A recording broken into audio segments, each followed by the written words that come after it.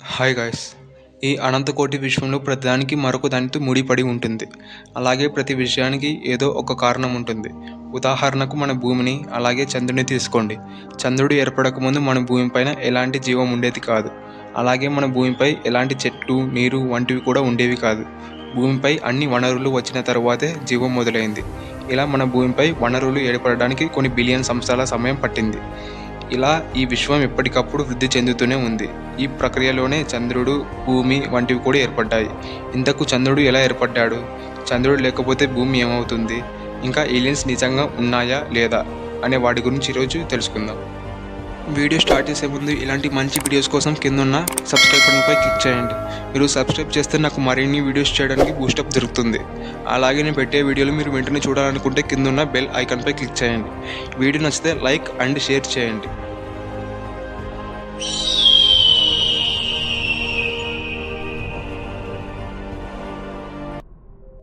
ఇక మనం మన టాపిక్లోకి వెళ్తే 4.5 బిలియన్ల సంవత్సరాల కింద భూమిపైన ఎలాంటి జీవం ఉండేది కాదు. అప్పుడు చంద్రుడు ఇంకా ఏర్పడలేదు. అప్పుడు మన భూమి రాళ్లను సైతం కరిగించగల లావాతో నిండి ఉండేది. కానీ అప్పుడే మార్స్ గ్రహం సైజులో ఉన్న థియా అనే చిన్న గ్రహం భూమిని ఢీకొట్టడంతో అప్పుడు 2 గ్రహాల నుంచి కొంత భాగం వేరు అయింది.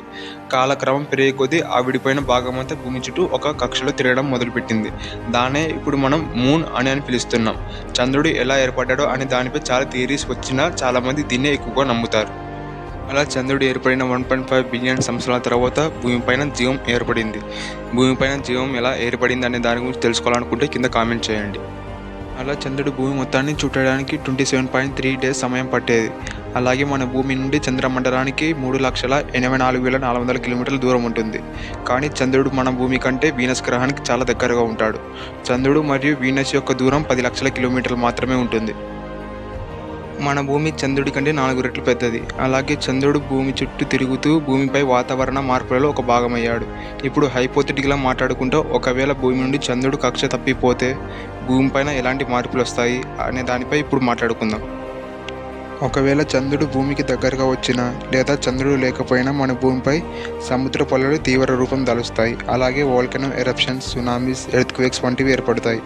ఎందుకంటే చంద్రుడి గ్రావిటేషనల్ పుల్ అనేది భూమిని స్టేబుల్గా ఉంచుతుంది. ముఖ్యంగా చంద్రుడు లేకపోతే భూమి మొత్తం చిమ్మ చీకటితో నిండి ఉంటుంది. ఎందుకంటే చంద్రుడు శుక్ర గ్రహం కంటే 2000 రెట్లు ఎక్కువ కాంతినిస్తాడు. చంద్రుడు ఉండడం వల్ల భూమిపై రోజు గడవడానికి 24 గంటల సమయం పడుతుంది. అదే చంద్రుడు లేకపోతే భూమి యొక్క వేగం పెరుగుతుంది. దీని కారణంగా భూమిపై ఒక్క రోజు అనేది అత్యంత వేగంగా గడుస్తుంది. ఇంకా భూమిపై జీవం అనేది తగ్గుతూ వస్తుంది. చంద్రుడు లేకపోవడం వల్ల అంతరిక్షంలోని ఆస్ట్రాయిడ్స్ వంటివి భూమిపై దూసుకొస్తాయి. చివరకు భూమి తన యొక్క గ్రావిటీ కోల్పోతుంది. భూమిపై ఏ వనరులు లేకపోవడంతో జీవం కూడా ఏమీ ఉండదు. ఇది చంద్రుడు లేకపోతే ఏం జరుగుతుంది అని హైపోథెటికల్గా చెప్పినది మాత్రమే.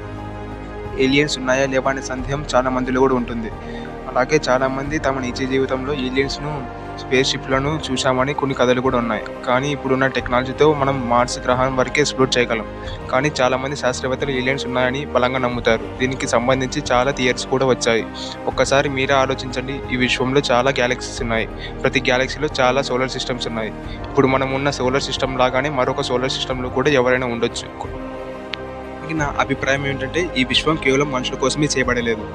భూగ్రహంపై మనం ఉన్నట్టే వేరే గ్రహాలపై కూడా జీవం ఉండొచ్చు. కానీ ఇప్పుడు మనతో ఉండే టెక్నాలజీతో దానికి కనుక్కోవడం చాలా కష్టం. మేబీ ఫ్యూచర్లో టెక్నాలజీ ఇంకా డెవలప్ అయితే మనం ఇంకా అంతరిక్షాన్ని బాగా ఎక్స్ప్లోర్ చేయగలం.